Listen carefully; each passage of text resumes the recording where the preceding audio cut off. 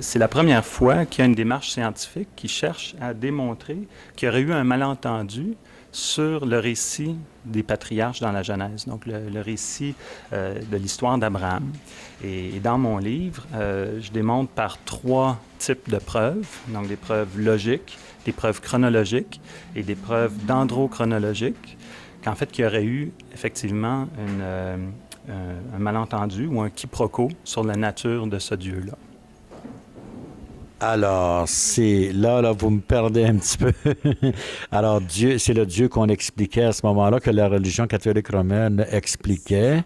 C'était pas, c'était à quelle époque? C'était pas l'époque de Noé, de celui-là qui a été sauvé des eaux, là, Moïse sauvé des eaux, puis il y a aussi l'arche de Noé. Alors ça, dans l'histoire, on a beau dire, ça peut être 12 siècles avant Jésus-Christ, vous dites 18, ça peut être 9 ou 15, comment savoir? C'est ça. En fait, c'est justement par différents types d'analyses que j'arrive à cette conclusion-là. Donc, moi, j'arrive à situer avec énormément de précision où se situe Abraham dans l'histoire. Et ça, c'est quelque chose qui, jusqu'à présent, en tout cas, n'a pas été fait. Et la façon d'y arriver, c'est en comprenant les calculs, c'est-à-dire que les Babyloniens, à l'époque d'Abraham, calculaient en base 60 et non pas en base 100.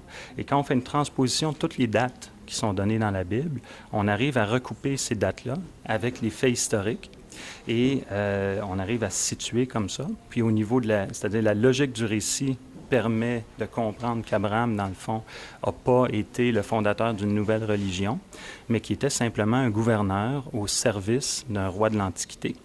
Et alors le livre, c'est un peu la quête et l'enquête qui permet de découvrir qui était ce roi-là et comment est-ce qu'on en est venu à ce malentendu ou à ce quiproquo-là. Mais alors, ça change toute la donne à ce moment-là. Il y a eu de la manipulation quelque part. Je ne crois pas que c'était une manipulation qui était intentionnelle, mais il y a eu effectivement une mauvaise compréhension des écrits. C'est ce que j'explique un peu dans le livre. Mais effectivement, c'est assez fondamental et assez important. Je m'attends à ce qu'il y ait beaucoup de scepticisme.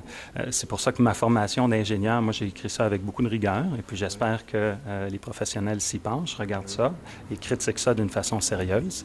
Mais ça remet effectivement en question l'origine jusqu'à un certain point de la foi au niveau catholique, au niveau juif, puisque c'était à l'époque les juifs, et aussi au niveau musulman, donc la religion islamique aussi.